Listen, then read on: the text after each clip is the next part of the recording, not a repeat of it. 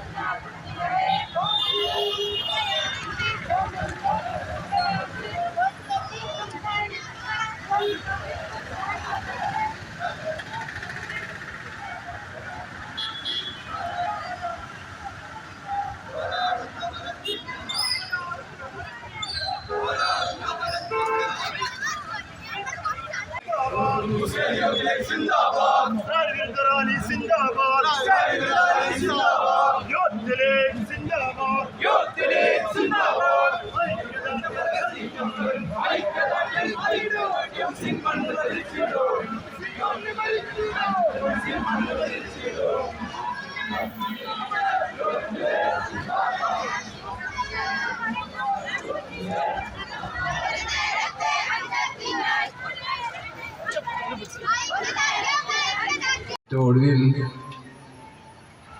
അമേരിക്കയുടെ president Trump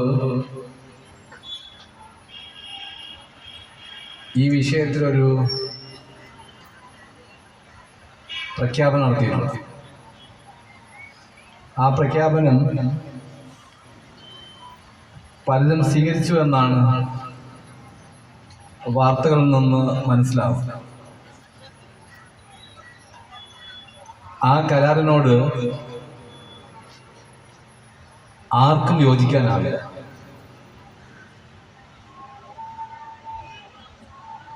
ആ കരാറിന്റെ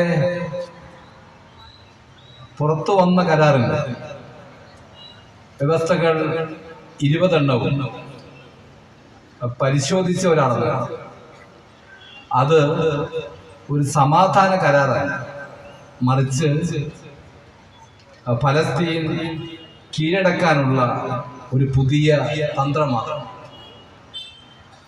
ആരൊക്കെ യോജിച്ചു എന്ന് നമുക്കറിയില്ല. എല്ലാം പറയുന്നത് ട്രംപാണ്. OIC രാജ്യങ്ങളും മറ്റും ഇത് അംഗീകരിച്ചതായി ട്രംപ് പറയും.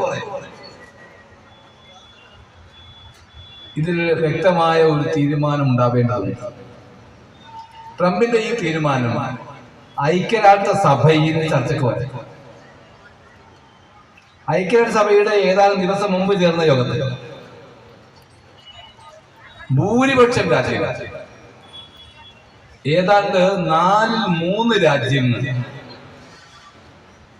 ഫലസ്തീൻ രാഷ്ട്രത്തെ വേണം എന്നാവശ്യപ്പെട്ടിരിക്കുന്നു. പുതിയ രാഷ്ട്രം അതേക്കുറിച്ച് ഈ കരാറിൽ ഒന്നും കാണുന്നു. ഈ 20 കരാറിൽ ഫലസ്തീൻ രാഷ്ട്ര രൂപീകരണത്തെ കുറിച്ചുള്ള വ്യക്തമായ യാതൊരു വകുപ്പും